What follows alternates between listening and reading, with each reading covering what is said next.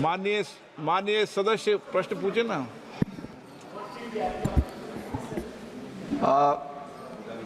माननीय अध्यक्ष महोदय, ये स्कीम तो अच्छी बनाई है आयुष्मान भारत वाली, पर जो मैं अपनी पार्लियामेंट्री कंस्टिट्यूएंसी में शिकायतें मिल रही हैं मेरे को, एक तो इसका कार्ड बनाना बहुत मुश्किल हो गया है। पहली बात, मैं मंत्री जी से पूछना चाहूंगा कि आपने क्या कोई लिमिट लगा दी है उसके ऊपर। दूसरा, किसका बहुत सारे किसका card? Ayushman card. Ayushman card का तो प्रश्न नहीं है। तो सर उसी का है, आयुष्मान का ही है, उसी का है सर। चलिए, हाँ उसी का है सर। सर दूसरा जो इम्पेनल्ड हॉस्पिटल होते हैं जो फ्री ट्रीटमेंट वाले, वो बहुत सारे गरीबों को रिफ्यूज करते हैं। माननीय मंत्री जी बताएं कि कैसे इसका हल किया जाए, क्योंकि वो लोग तो हमारे पास आ जाते हैं कि साहब मेरा इलाज करा के दो।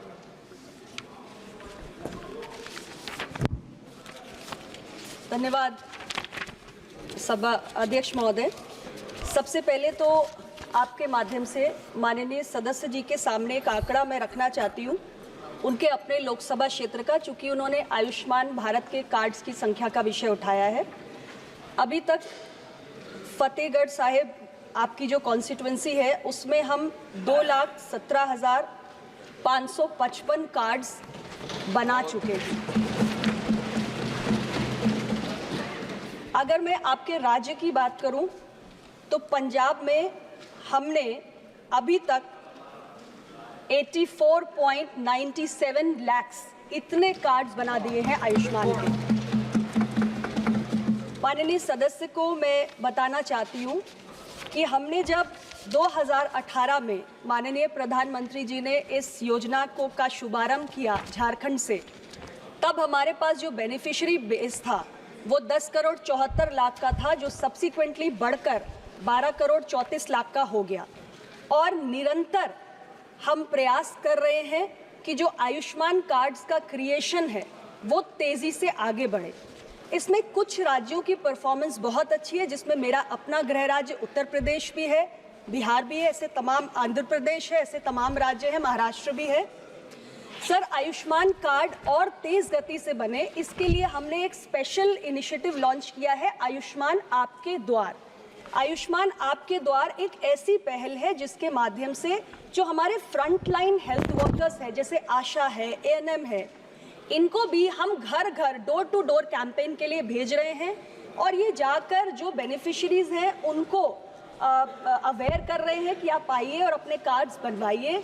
और इसके लिए हमने आयुष्मान कार्ड बनाने की प्रक्रिया का सरलीकरण भी किया है। साथ ही सर, हमने 6 एजेंसीज भी नॉमिनेट किए हैं जिससे कि आयुष्मान कार्ड बहुत तेजी से बन भी सके और उनका लाभ हमारे जो बेनिफिशियरीज हैं उनको मिल सके। श्री बेनी बेनन जी, सर आपने दूसरा प्रश्न आप माननीय मंत्री जी, आप सदस्य को कैसे कर सकते हो कि दूसरा प्रश्न पूछो? सर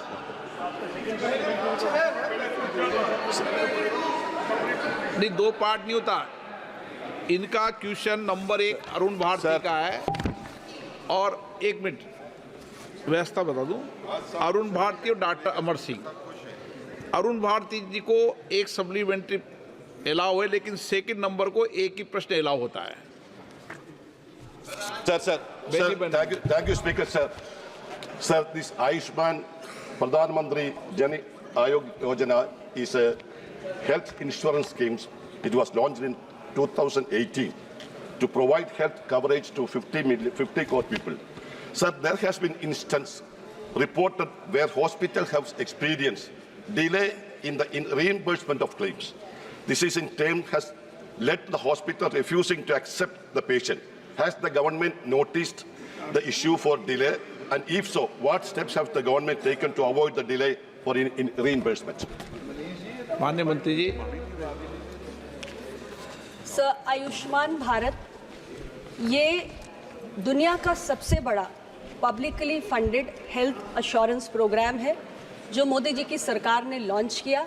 हमारा एक बहुत बड़ा बेनिफिशियरी बेस है जिसमें बॉटम 40% लोगों को हम टर्शरी और सेकेंडरी केयर की सुविधाएं उपलब्ध करा रहे हैं। जो प्रश्न माननीय सदस्य ने पूछा, इसमें मैं स्पष्ट रूप से बताना चाहती हूँ कि हमने जो बेनिफिशियरी बेस आइडेंटिफाई किया था, उसमें बहुत सारे राज्यों ने जो अपनी हेल्थ इंश्योरेंस स्कीम्स चला रहे थे, उसके भी जो बेनिफिशरीज थे उनको भी कन्वर्ज किया। जहां तक सेक्ट डेटा के अनुरूप आइडेंटिफाइड बेनिफिशरीज की बात है, उसमें हम इलाज के लिए स्टेट्स के साथ 60-40 की शेयरिंग करते हैं, और किसी भी राज्य में जब क्लेम सेटलमेंट की बात आती है तो हमारी तरफ से जो भी फंड्स स्टेट्स को रिलीज होने होते हैं उसमें कभी कोई देरी नहीं होती है।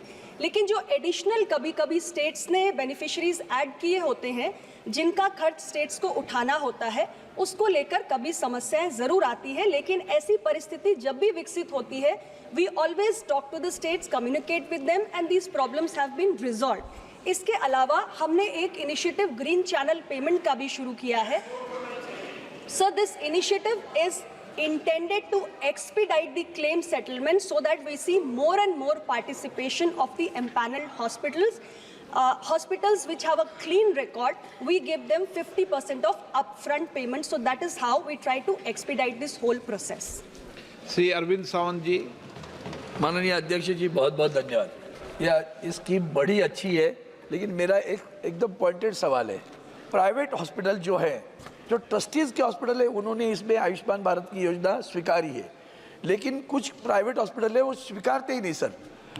हमारे परेल में एक गले निकल करके हॉस्पिटल है, उनको पहले पूछा ये आयुष्मान भारत के अंदर क्यों नहीं करते, तो बोले इंश्योरेंस के पैसे समय पे नहीं आते। तो ऐसे जो अस्पताल है उसके लिए आप क्या कर सकती हो, क्योंकि उसमें उनको इम्पैनल में लाना बहुत आवश्यक है। अब महाराष्ट्र की पॉपुलेशन देखोगे तो 1024 अस्पताल है, बहुत कम है अगर आप कर्नाटका या किसी से कंपैरिजन करोगी तो क्या उसके लिए सरकार कौन से कदम उठाएगी? जो प्राइवेट हॉस्पिटल इम्पैनल में नहीं आना चाहते जानबूझकर, ट्रस्टीज वाले आते हैं, प्राइवेट वाले नहीं आ रहे हैं, मैंने नाम जानबूझ कर लिया तो ताकि आपको डिफरेंशिएट मालूम पड़ेगा, उसके लिए आप क्या कदम उठाएंगे, मेरी प्रार्थना है। और इंश्योरेंस के पैसे समय पे देने की बात। धन्यवाद सर। अध्यक्ष महोदय, जो दूसरा आपने हिस्सा है आपके प्रश्न का, क्लेम सेटलमेंट का, वो मैंने इससे पहले के उत्तर में स्पष्ट किया। जहाँ तक एम्पैनलमेंट का विषय है, हमारी ये कांस्टेंट कोशिश रहती है कि जो एम्पैनल्ड अस्पतालों का नेटवर्क है उसको हम बढ़ाते रहें। इसके लिए सर नेशनल हेल्थ अथॉरिटी जो है वो हमारे स्टेट गवर्नमेंट से, स्टेट हेल्थ अथॉरिटीज से निरंतर बातचीत करती रहती है, और हमारे जितने भी प्राइवेट हॉस्पिटल एसोसिएशंस वगैरह हैं उनको हम रेगुलरली टच करते हैं। अगर उनको इस स्कीम के बारे में अवेयरनेस नहीं होती है तो हम वर्कशॉप के ज़रिए उनको अवेयर भी करते हैं। उनके कोई एप्रीहेंशंस या क्लैरिफिकेशंस होते हैं उसको भी हम दूर करते हैं। जो पैकेजेस वगैरह हमने बनाए हैं, हेल्थ बेनिफिट पैकेजेस, उसको भी हमने समय पर रिवाइज किया है। अभी हम उसको 1949 प्रोसीजर्स तक ला चुके हैं, और स्टेट्स को हमने फ्लेक्सिबिलिटी दी है कि आप चाहें तो इसमें अपने हिसाब से कस्टमाइजेशन भी कर सकते हैं। तो हमारी कोशिश होती है, और क्लेम सेटलमेंट को लेकर भी जो हमारी सारी प्रक्रियाएं हैं वो हम विस्तार से सारे हॉस्पिटल्स को समझाते हैं, यानी उनको हैंड होल्ड करते हैं, उनको ट्रेन करते हैं, उनको हम अवेयर करते हैं, और ज़्यादा से ज़्यादा को हम जोड़ते भी हैं। और सर इसमें बहुत बड़ी प्रोग्रेस हुई है, क्योंकि जब हमने 2018 में इस कार्यक्रम को लॉन्च किया था, उस वक्त जो एम्पैनल्ड अस्पतालों की संख्या थी वो लगभग 8000 थी, लेकिन आज वो बढ़ के 29,281 हो चुकी है। आज इस विभाग पर एक लंबी चर्चा है। मैं माननीय मंत्री जी और माननीय सदस्यों से आग्रह करूंगा कि संक्षिप्त में कर दे, बाकी जब इस विषय पर चर्चा होनी है। 163 श्री प्रभाकर रेड्डी। माननीय मंत्री जी। Answer is laid on the table of the House. Honorable member. Sir, thank you for giving me the opportunity, sir. Sir, I would like to tell you that about 65 crore individuals are covered under Ayushman Bharat health card. I would request the concerned minister that there's about 5 lakhs coverage at present for a family per year. I would request him, and the procedures now under this is about 1929. Our Andhra Pradesh government has got about 3,257 procedures. I request the minister whether the coverage, health coverage can be increased to about 15 lakhs and the procedures also increased to 3,250 procedures. Honourable मंत्री जी।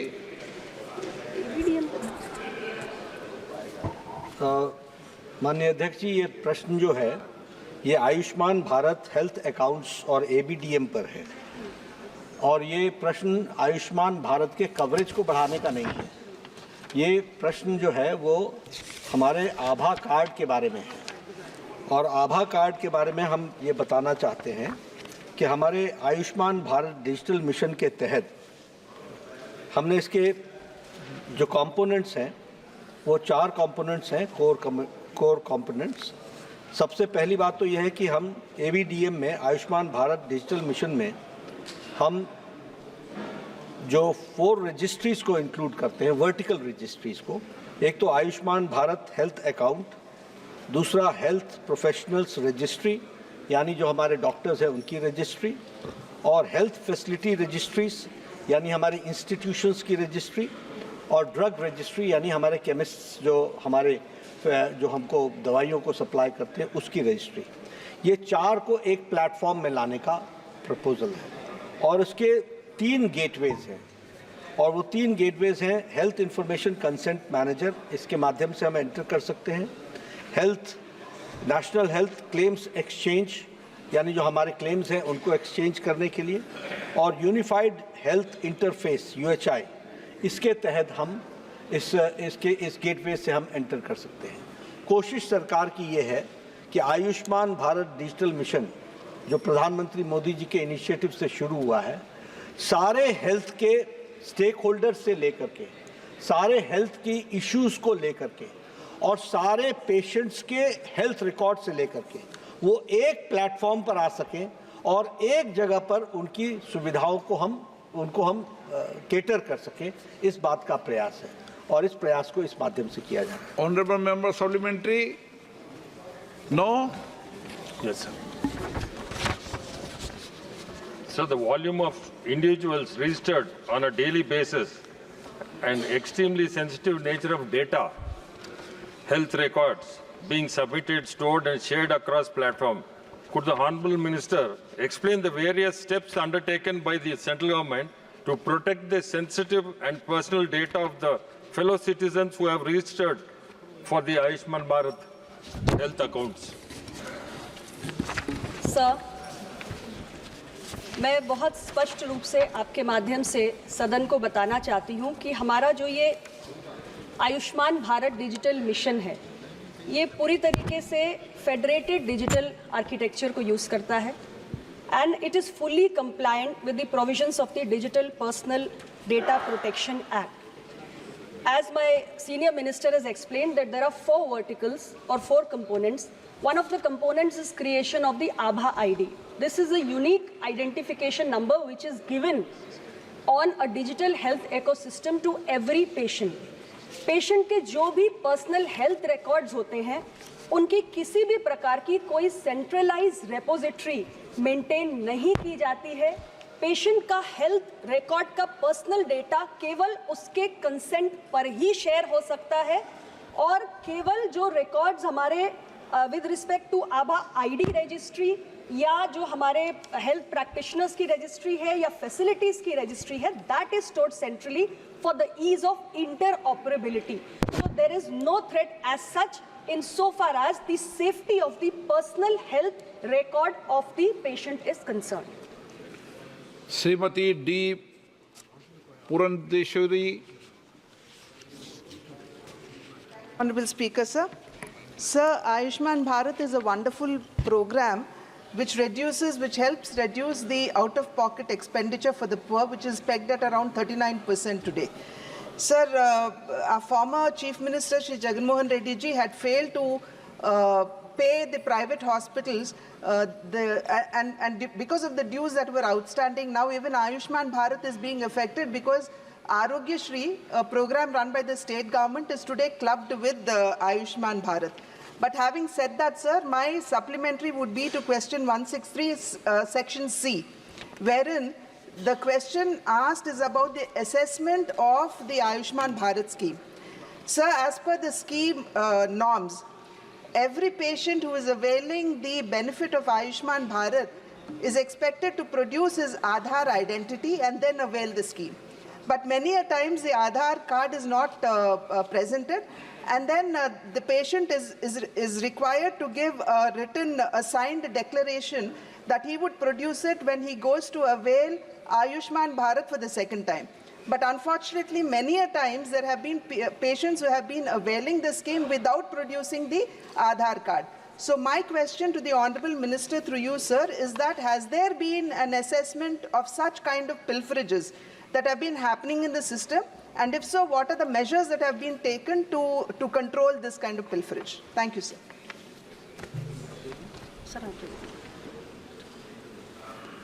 I would like to enlighten the honourable member that the question does not relate to Ayushman Bharat. The question relates to the Aadhaar card, the health accounts. So, and the minister has explained, and I have also explained how this Aadhaar card is helpful for the patient and the confidentiality is maintained. As far as the Ayushman Bharat is concerned, although the question is not related to, the question asked is not related to this question, but yes, as far as the Ayushman Bharat PM-JAY program is concerned, it is being run by National Health Authority, and in that National Health Authority, there is a constant mechanism of supervision. We also have a direct connect with the state health authorities, and we always see to it the quality of service being given, the payments being done, and the patient satisfaction. All these three factors are taken into consideration, and it is a continuous process, it is a regular process which are being done. When there are questions being raised by the members that the claims are not settled, it is sometimes it happens because when the state government does not give its share, then it happens. And there was a previous question also, and I would like to share with you in that previous question. It was stated, Amar Singh ji was asking about that question. I would like to share with it that in state of Punjab, the central government has given its share. 59.96 crore has been released by central share. State has to actually send the demand in an audited statement. Because the state government is not sending the audited statement, we are not able to release the fund for 2024-25. So because of that, वहाँ कुछ दिक्कत आ जाती है या ऐसे states में आ जाती है. I would request the honourable member to see to it that the State Health Authority of Ayushman Bharat should ensure that they should put their shares in time so that the patients are, the hospitals or the institutions get the payments in time. Question number 164, Dr. Srikant Eknath Shinde, Haribhai Patel.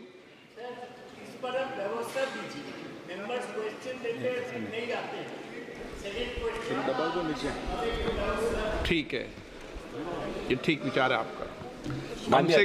कम से कम कोई member नहीं आया तो लिख के तो दे, नहीं आने का कारण. माननीय अध्यक्ष महोदय जी, प्रश्न नंबर 164.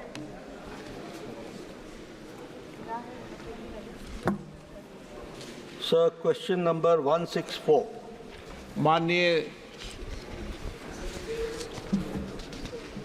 अध्यक्ष महोदय जी, धन्यवाद मुझे प्रश्न पूछने का अवसर दिया. माननीय अध्यक्ष महोदय जी, आपके माध्यम से मैं पूछना चाहता हूं, हमारे गुजरात राज्य में एम्स राजकोट में स्थित है. सरकार यहां हर संभव मदद कर रही है. इसके लिए हम प्रधानमंत्री जी एवं स्वास्थ्य मंत्री जी का आभार व्यक्त कर रहा हूं. मैं अध्यक्ष महोदय आपके माध्यम से यह भी पूछना चाहता हूं कि गुजरात राज्य में सरकार दूसरा एम्स देने का विचार कर रही है क्या, और इसके साथ मेहसाना नॉर्थ गुजरात का एक बड़ा शहर है. मैं माननीय मंत्री जी से निवेदन करता हूं कि यहाँ एक CGHS केंद्र खोला जाएगा. ये प्रश्न तो all India institute of medical sciences से जुड़ा हुआ है और गुजरात राज्य में राजकोट में all India institute of medical sciences खोला गया है. बहुत अच्छा उसका वो आगे बढ़ रहा है और उसको कंसोलिडेट करके ठीक किया जा सके ताकि रीजनल इम्बैलेंस को रोका जा सके और गुजरात के लोग उसकी सेवा ले सके, इसके लिए है। जहाँ तक CGHS का सवाल उन्होंने किया है, ये भी कंटिन्यूस प्रोसेस है। एप्लीकेशन देंगे, हम उसको एड्रेस उसका व्यू लेकर के उस पर विचार कर सकते हैं। श्री ए राजा।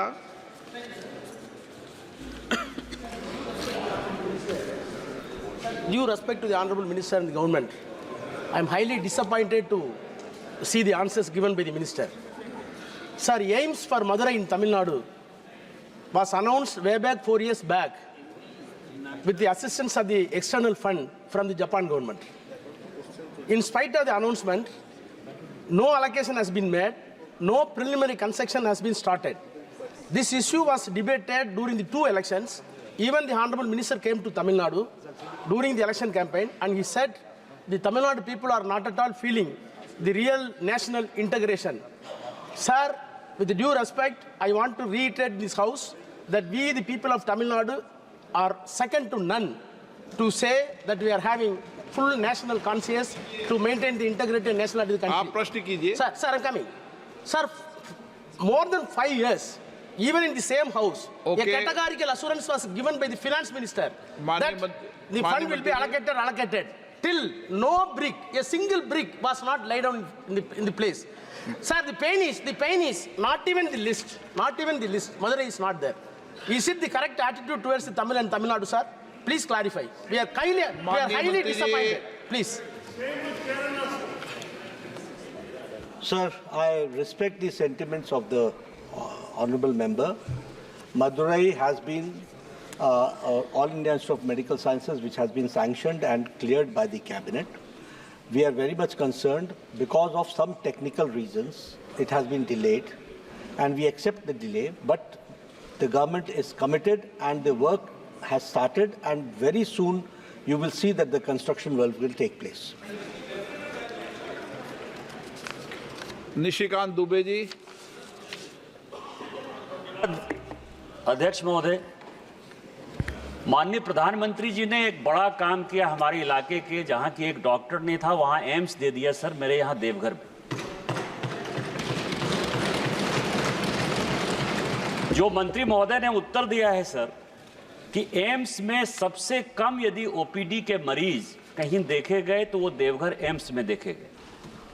उसका कारण ये है कि जो इमरजेंसी फैसिलिटी है वो चाहने के बाद भी, मतलब मंत्री महोदय के बार बार आदेश के बाद भी वो चालू नहीं हो पा रहा है। मेरा आपके माध्यम से मंत्री महोदय से आग्रह है कि ओपीडी की फैसिलिटी हमारे यहाँ इमरजेंसी के साथ कब तक चालू हो जाएगी, तो कृपा होगी कि उसका महत्व जो है बढ़ जाएगा। मैं माननीय सदस्य की चिंता और उनका कंसर्न को ध्यान में रखता हूं, लेकिन मैं उनके माध्यम से, इस प्रश्न के माध्यम से सबको एक बात बताना चाहता हूं, और वो ये बताना चाहता हूं कि ऑल इंडिया इंस्टीट्यूट, क्योंकि ये बहुत प्रश्न महत्वपूर्ण है, ये all India institute of medical sciences की हमारी कल्पना क्या है, हमारी परिकल्पना क्या है। हमारी परिकल्पना है, और वो बहुत हद तक पूरी भी हुई है, कि हम देश के कोने कोने से लोग अपने इलाज के लिए दिल्ली ना आए, और उनकी all India institute of medical sciences Delhi में जिस तरीके से सेवा होती है वैसे ही ब्रांड नेम के साथ all India institute of medical sciences वहां खड़ी है। और इसीलिए माननीय प्रधानमंत्री जी ने इस अवधि के दौरान 17+ all India institute of medical sciences देश के हर एक क्षेत्र में खोलने का प्रयास किया। एक all India institute of medical sciences 1200 crore रुपए से लेकर के 2000 करोड़ रुपए की लागत से बनने वाला All India institute of medical Sciences है, with world's best tertiary health care systems, world's best. अब तीसरी बात कि ये जो हम वर्ल्ड बेस्ट स्ट्रक्चर खड़ा कर रहे हैं, मैं सबको बोलता हूं, और मैं आपके बेटर अंडरस्टैंडिंग के लिए 50s में all India institute of medical sciences Delhi में आ गया था, लेकिन all India institute of medical sciences की रिकॉग्निशन 70s और 80s में जाकर के हुई। Institutions are not created in one day, और मैं सबको बोलता हूं, क्या आप डिस्ट्रिक्ट हॉस्पिटल खोलना चाहते हैं या all India institute of medical sciences खोलना चाहते हैं? अगर आप all India institute of medical sciences खोलना चाहते हैं तो all India institute of medical sciences के स्टैंडर्ड्स बहुत अलग है। उनके बराबर के स्टैंडर्ड्स किसी और डिस्ट्रिक्ट हॉस्पिटल्स के नहीं होते हैं। डिस्ट्रिक्ट हॉस्पिटल के डॉक्टर्स प्राइवेट प्रैक्टिस भी करते हैं। All India institute of medical sciences में 24/7 365 they are there in the campus serving the patient. The amount of expenditure per patient is very different. It does not match with any other institution. अब इसमें होता क्या है, मैं as स्वास्थ्य मंत्री बोलता हूँ आपको कि जब हम कैटेगरी उठा करके देखते हैं तो मान लीजिए कि हमारे पास किसी फैकल्टी को अपॉइंटमेंट करने के लिए हमने 10 पोस्ट के लिए इंटरव्यू किया। इंटरव्यू में 50 लोग आए, 100-60 लोग आए। इंटरव्यू के रिजल्ट्स कैसे आते हैं? Not found fit. हम दोबारा इंटरव्यू करते हैं, लेकिन हम एम्स के स्टैंडर्ड को डाइल्यूट नहीं करते हैं क्योंकि हमको उसी पर रखना है। इसलिए देखिए, निशिकांत जी उस दिन बहुत खुश हुए थे जिस दिन देवघर को all India institute of medical sciences मिला था। मैं उनकी चिंता व्यक्त करता हूं और आप सब लोगों को, आप कोई भटिंडा के बारे में पूछेगा, कोई बिलासपुर के बारे में पूछेगा, सब जगह यही समस्या है। हमने तय कर रखा है faculty will grow, it will take 10 to 15 years to become international standard faculty of every all India institute of medical sciences, और हम उसके लिए प्रयासरत हैं। इसलिए देश का आज से 60 के दशक में, अध्यक्ष महोदय आपका समय लेकर के मैं सबको एनलाइटन करना चाहता हूँ, 60s और 70s में हमारा बेस्ट डॉक्टर बोलता था we do not have the facility in the country and that is why we are going outside. And today prime minister Modi has created 22 institutions with our world class standard, और इसलिए अब इसको भरना, hardware is there, we are trying to put software into it to the best possible, the most modern software डालने का प्रयास हो रहा है। प्रोफेसर शौकत राय। Question number 166. माननीय मंत्री जी। Laid on the table of the House.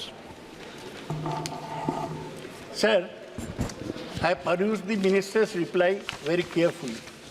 There is no doubt that Covaxin is a good vaccine for COVID and internationally accepted as such. But there is a strange case, sir. The Covaxin was developed and discovered by Indian Council of Medical Research affiliated National Institute of Virology. The National Institute of Virology spent 35 crores on developing the vaccine. The minister has given the breakdown of how these 35 crores were spent, including 20 crores for phase 3 clinical trials. But a strange thing happened, sir. The patent which was initially filed was filed alone by a company called Bharat Biotech International Limited. They are given huge publicity, one Krishna Ella. He did not, in the initial application, did not mention ICMR. Later there was a media halla over this. And then they filed a joint application. I want to know clearly from the Honorable Minister as to whether the ministry has questioned Bharat Biotech as to why they did not file a joint application. And if they have not filed, what punitive steps have been taken against them instead of giving them Padma Shri and Padma Vibhushan? The question is very relevant. First of all, I would like to explain how and what is the contribution and how do we go forward in this direction. See, the Indian Council of Medical Research and NIV, the National Institute of Virology, there was a joint MOU with the BBL, the Bharat Biotech International Limited, and we all together, the program of developing the vaccine was undertaken. Sorry? Sorry, sir. माननीय मंत्री जी, मैं पूरा procedure समझा रहा हूँ। ये जैसा मैंने कहा कि एक एमओयू साइन हुआ ICMR, national institute of virology जो इसका पार्ट है, और BBIL में भारत बायोटेक इंटरनेशनल लिमिटेड के बीच में हुआ, और उसके तहत वैक्सीन को डेवलप करने का प्रोसेस शुरू हुआ। वैक्सीन के 2 पार्ट्स थे। पहला पार्ट तो ये था कि वायरस को आइसोलेट करना, और वायरस को आइसोलेट करने के लिए और उसके चैलेंजेस को स्टडी करना, और testing the vaccine, neutralization against the variant strains of SARS-CoV-2, और उसको BSL-4 में ऑपरेशनल और मिसलेनियस जो काम थे वो करने का था। और लगभग इस काम को पूरा का पूरा काम ICMR ने किया, Indian council for medical research ने किया, और वो नेशनल इंस्टीट्यूट ऑफ वायरोलॉजी में किया, और उसमें हम लोगों ने 7 करोड़ रुपए खर्च किए। उसी तरीके से लेबोरेटरी के टेस्टिंग और सैंपल्स के लिए हमने 7+ करोड़ रुपीस खर्च किए। और फेज़ 3 का जो उसके बाद जो डेवलप करने का काम था, वह काम वो BBIL ने किया। और इसमें मैं ये बता देना चाहता हूँ कि जो हमने 35 करोड़ रुपए खर्च किए, 35 करोड़ रुपीस खर्च किए, BBIL ने 60+ करोड़ रुपए खर्च किए वैक्सीन को डेवलप करने के लिए। इसलिए ये जॉइंट वेंचर था, और जॉइंट वेंचर के तहत यह वैक्सीन मार्केट में आई। इस वैक्सीन पर की रॉयल्टी के रूप में ICMR को BBIL ने 172 करोड़ दिए भी हैं। इसलिए ये जॉइंट वेंचर के रूप में ये कार्यक्रम चला। इसमें एक बात ज़रूर हुई कि BBIL ने हमारे IPT को लिख करके पेटेंट के लिए उन्होंने अपना नाम उसमें इंगित किया कि ये BBIL के द्वारा हो रहा है। जब इसकी जानकारी भारत सरकार को और ICMR को मिली, उसी दिन हम लोगों ने यह प्रश्न उठाया कि इट इज़ एन MOU जिसमें हमने आपको क्लिनिकल ट्रायल्स के लिए, और क्लिनिकल ट्रायल्स के लिए हमने 35 करोड़ रुपए नहीं 20 करोड़ रुपए हमने खर्च किए 3rd ट्रायल के लिए, which was very costly and which was very important for the vaccine to come into the market. तो ये जॉइंट हमारा कंट्रीब्यूशन था, लेकिन उसमें उन्होंने को ओनरशिप एंड को इन्वेंटर में अपना ही नाम रखा और किसी और का नहीं रखा। The moment we came to know about it, we filed the objection, and I would like to inform this House that it has been corrected. Now ICMR, virology, plus our 3 scientists are co-inventor and co-owner of co-ownership उनको मिली है, और उसको हम honourable member और BBIL ने ये भी माना कि इनएडवर्टेंटली हमारे से आपका को-इन्वेंटरशिप और को-ओनरशिप छूट गया था। सर, ऑर्डिनरी लोग होते तो ये इनएडवर्टेंटली जो मिस हो गया ICMR का नाम देना, उसके लिए उसको पनिश किया जाता, क्योंकि ये लोग इन्फ्लुएंशियल लोग हैं, इसलिए इसको खिलाफ कोई कदम नहीं उठाया गया। ये मैं पॉइंट आउट करने। सर, मेरा सवाल ये है कि मैं जानना चाहता हूँ, Covaxin was very effective during the Corona epidemic, and it was also exported abroad. The Prime Minister claimed that Bharat is Vishwa Guru in Covaxin, etc. Would he care to tell us how many shots of Covaxin were manufactured in India and how many shots were exported abroad to how many countries? Okay. वैसे इस प्रश्न से जुड़ा हुआ नहीं है, लेकिन मैं एक बात बता देता हूँ कि कुल मिलाकर के 100 देशों को वैक्सीन मैत्री में हम लोगों ने वैक्सीन पहुंचाई है, और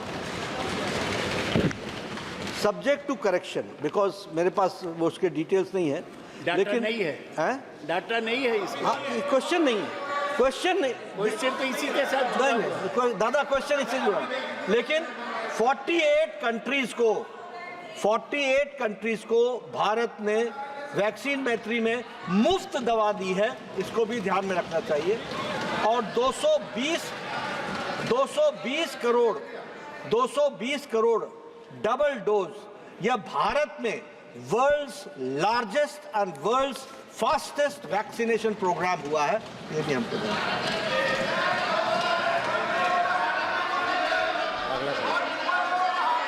एक minute, I stand corrected, 7 countries में कोवैक्सीन गया है। एक बात बताइए, इसमें कोई आपत्ति है क्या? मैं भी कई दुनिया के देशों में गया हूं और सबने कहा कि भारत की वैक्सीन सबसे सर्वश्रेष्ठ है। मुझे कहा लोगों ने। Question number 167 Shri Rajesh Ranjan. 67। माननीय मंत्री जी, विवरण सदन के पटल पर रखा गया है। माननीय मंत्री महोदय, आपके ही आर्थिक सर्वे में अभी जस्ट समय अभी जो आर्थिक सर्वे आया है उसमें समय पप्पू जी इतना ही है, घड़ी देख लो। सोशल मीडिया, ड्रग्स, इंस्टाग्राम और 70% युवाओं का दैनिक जीवन में सोशल मीडिया पे रहना, लगातार गलत ड्रग्स का सेवन, लगातार आर्सेनिक, आयरन जैसे पानी का सेवन और इस देश के युवाओं के द्वारा शारीरिक रूप से मात्र 54.4% ही मात्र अपने जीवन दय में उसका उपयोग करना, उसके बाद लगातार मानसिक रूप से तनाव में अभाव और कई आर्थिक सर्वे में आप ही का है। तो क्या सरकार इस ओर, जिसके कारण भारत के युवाओं पर सबसे ज्यादा असर पड़ रहा है, जिसमें मिजोरम, तमिलनाडु, तेलंगाना, केरल, त्रिपुरा ऐसे प्रदेश में लगातार HIV, एड्स जैसी लगातार 60% यूथ के भीतर यह पाया गया अभी, और यह सर्वे में है। तो क्या सरकार इस ओर कोई पहल कर रही है कि सिर्फ WHO की रिपोर्ट नहीं है, कई ऐसी रिपोर्टें हैं मंत्री महोदय जिसमें बिल्कुल क्लियर दिया हुआ है कि भारत अन्य देशों के मुताबिक भारत के युवा ज्यादा डिप्रेस में है, ज्यादा सोशल मीडिया को यूज करते हैं, ज्यादा गंदगी के बीच रहते हैं। इस पर सरकार की कोई पहल है? माननीय अध्यक्ष जी, यह प्रश्न जो है, जो इन्होंने पूछा है कि इंडिया की अडल्ट पॉपुलेशन फिजिकली अनफिट है क्या, ये WHO की रिपोर्ट को इंगित करते हुए। अब अनफिट के दृष्टि से जो इन्होंने प्रश्न के बारे में कहा है, और उन्होंने कहा है कि 59.9% भारत के लोग अनफिट हैं। मैं थोड़ा सा माननीय सदस्य के माध्यम से देश की जनता को भी जवाब देना चाहता हूं और बताना चाहता हूं कि WHO की रिपोर्ट फिट और अनफिट की नहीं है। WHO की रिपोर्ट ये है कि 59.9% लोग सफिशिएंट फिजिकल एक्टिविटी नहीं करते हैं। Sufficient physical activity and insufficient physical activity, इसके बाद बीच की रिपोर्ट है। फिट और अनफिट जब हम बोल देते हैं तो हम इसको बहुत सेंसेशनलाइज कर देते हैं। अब फिट में भी उन्होंने जो सफिशिएंट फिजिकल एक्टिविटी बताई है वो है 75 minutes of vigorous intensity activity per week, running, digging, construction work, outdoor games, ये करने वाले सफिशिएंट में आते हैं। और उसी तरीके से ये जो WHO की रिपोर्ट आई है, ये सेल्फ रिपोर्टेड स्कीम है, तो इसमें फिट और अनफिट का सवाल नहीं है। सफिशिएंट फिजिकल एक्टिविटी करना या इनसफिशिएंट फिजिकल एक्टिविटी करना, उससे सवाल है। और मेरे ख्याल से आप भी और हम भी इनसफिशिएंट फिजिकल एक्टिविटी में ही आते होंगे, और बहुत से सदस्य इसमें आप भी इनसफिशिएंट में ही आते होंगे।